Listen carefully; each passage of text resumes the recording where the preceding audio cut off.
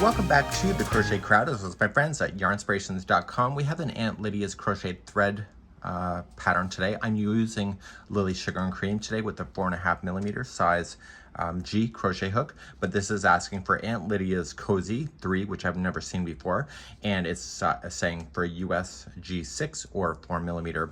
Today's really concentration on doing this reverse wave that is on the outside. So if you're new to crochet or you would like to try something new with crochet, this is a really neat idea to begin. So we're going to begin and we're going to start our journey right now. As we begin, it says to use 2 strands of the Aunt Lydia's Cozy 3, so I'm just using the Lily Sugar and Cream just to thicken up the yarn a little bit, and we're going to create a magic ring to begin, and then we're going to start and check the list off as we go. There is no crochet diagram today. So let's cover a magic ring, and the color you're seeing today is Lily Sugar and Cream called Soft Violet. To create a magic ring, you want to put the yarn in front of your hand just like this, and use just 2 fingers, and take the yarn that's leading to the yarn ball around your finger like this and cross. We have tutorials available on basics like this. So just in front of your hand, 2 fingers, wrap around and turn your hand over and cross, and use your 3rd finger to be able to hold. Sneak the hook underneath this strand right here and grab this one and pull through, and just twist your hand like this, okay? So if you cross again, take the first one, pick, and just turn over and release it. And take the strand leading to the ball and just chain 1, and it will lock that around there.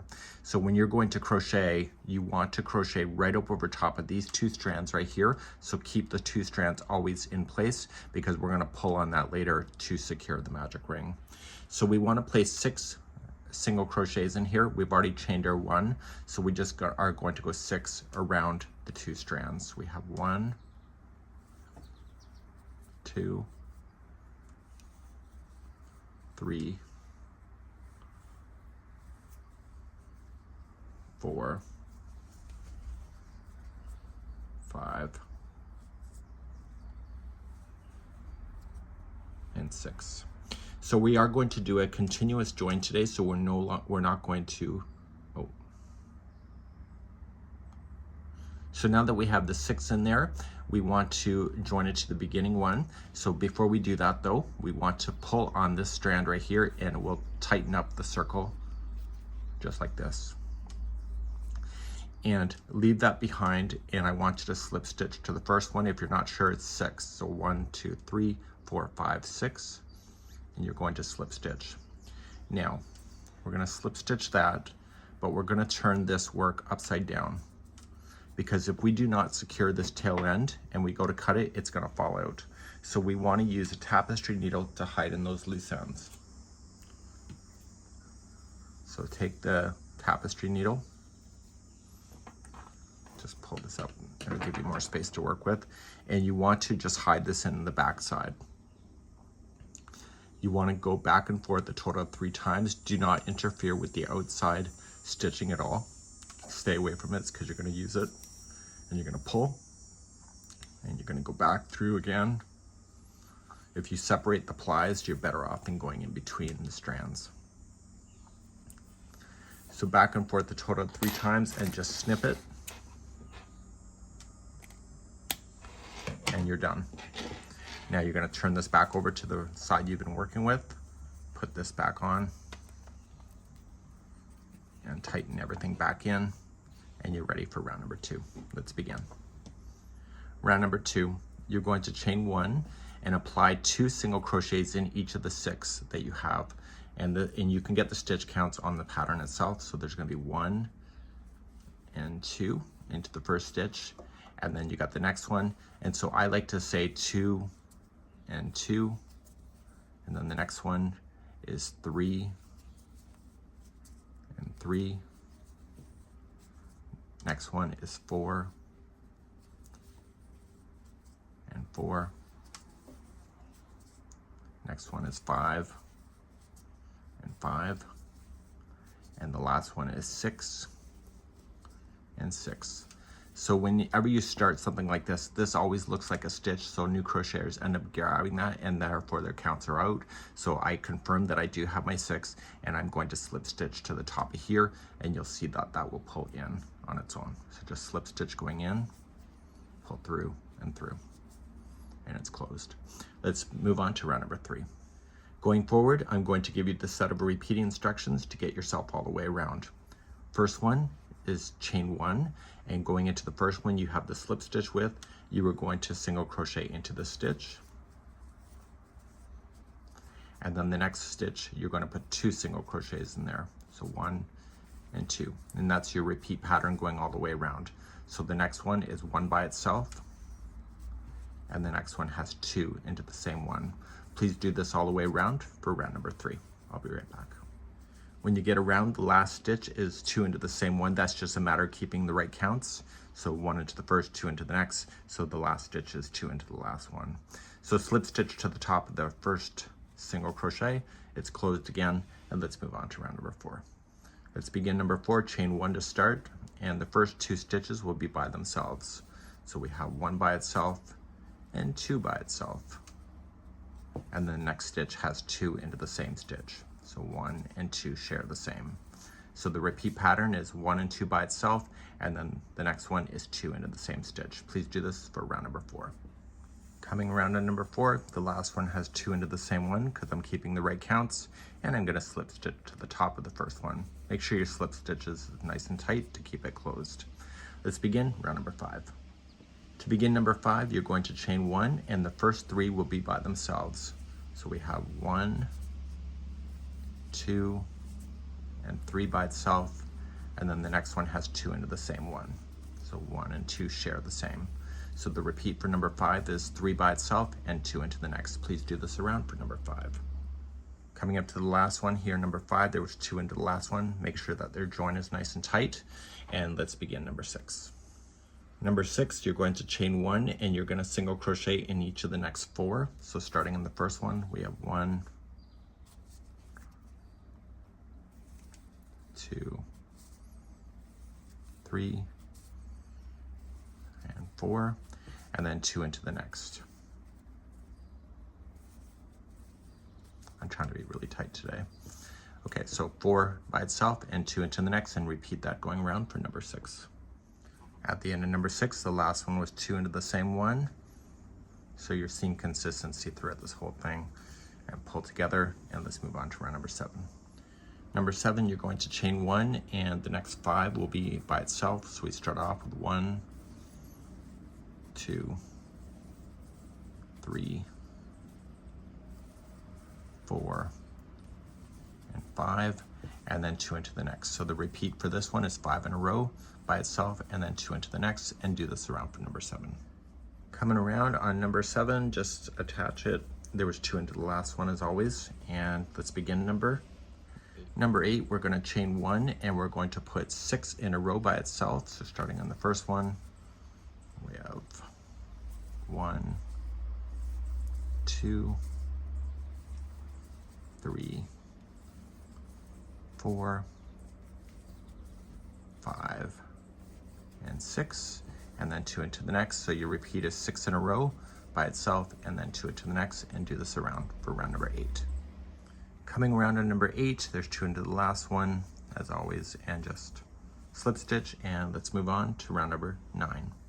We're now going to use the back loops only, and in yarn, in the crochet, there's always 2 strands that we've been going through. If you go into the furthest one away from you, that's the back loop. The first one towards you is the front loop. So we want to only use the back loop to give this thing a lip, and it makes a really good look. So you're still going to chain 1, but when you go into the first one, I only want you to go into the back loop, and we're going to do the next 7 in a row by itself. So using the back loop only, so there should only be 1 strand here, and we're going to count out and do 7. So back loop and 7 single crochets in a row. So we have 1, 2, 3, 4, 5, 6, and 7. And then the next one has 2 into the same one, so same back loop. Okay, so it's going to be 7 in a row and then 2 into the next, and you'll do this all the way around for round number 9. Coming around on number 9, and you got 2 into the last one. And when you slip stitch, I want you to slip stitch it to the regular one, not to the back loop, and slip stitch as regular to the first single crochet. Okay, so therefore you end up with this little ring that is all the way around. We're now going to move on, and we're going to do the next round. We're now going to do what is called as a reverse wave. And reverse waves can be done differently from what I can see online. So we're going to start off and we're going to chain 1 to begin, and we're going to single crochet in the next 2 stitches, so regular stitches. So 1 and 2, and because this is a circle, the next one is going to be 2 into the same one to allow it to expand properly. So you technically have 4 stitches altogether. You're now going to turn your work like this.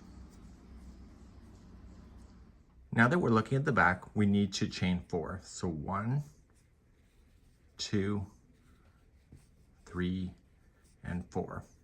And you're going to come to the very first one. So you're skipping 2 and you're coming to this one, which is the first one that started the round, and you are just going to slip stitch.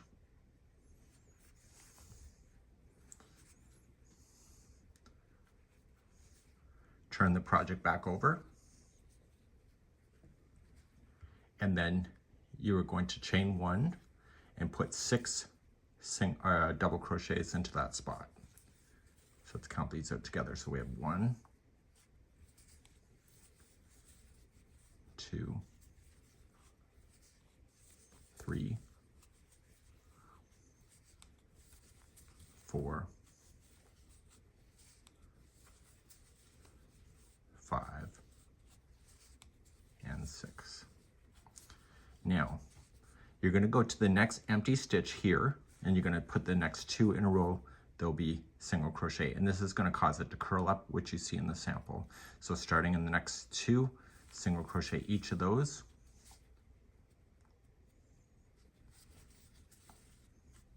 And the next one will have 2 single crochets into the stitch. So 1 and 2. You're going to turn the work over and chain 4. So we have 1, 2, 3, 4. You're going to slip stitch the third one back, which is the first one of this group right here. Slip stitch.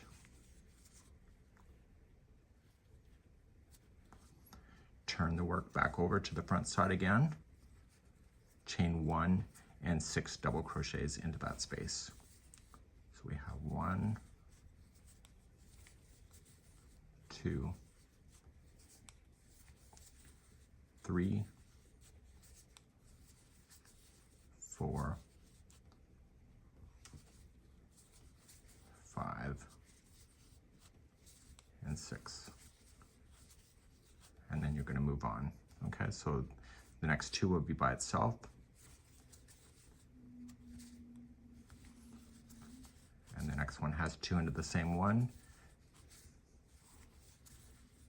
Turn over, chain 4, slip stitch to the third one away, and then turn it back, chain 1 and 6 double crochet in there, and you end up with this look at the end. Please do this all the way around. This is round number 10. So I'm coming all the way around. I've done the last reverse wave, and I'm just going to slip stitch to the first stitch that I started with. Okay, so we're just going to go there, and it's going to be right here. Okay, it's part of that first single crochet that we started with. Now, pull things nice and tight, and you're going to cut the yarn, and you're going to fasten the yarn onto the back side. It's very much how we did the magic circle. Okay, so turn it over and get your tapestry needle, and you want to weave it back and forth 3 times here on the back. So don't allow the needle to go onto the good side of the work. Sorry, the dog has to be drinking the toilet water. Okay, so we'll keep on going. So we'll just go back and forth a total of 3 times. The dog has water in our bowl, his bowl too, and yet he still insists on drinking toilet water. Does your dog drink in the toilet water? You can leave me a comment. So we're just going back and forth a total of 3 times. Don't sink to the other side, so you should never see the needle coming through. And then just your yarn, and then you're good to go. And this would be your reverse wave coaster. I've never done anything like this before, but it's really quite neat. That's it for today. We hope you have a good day.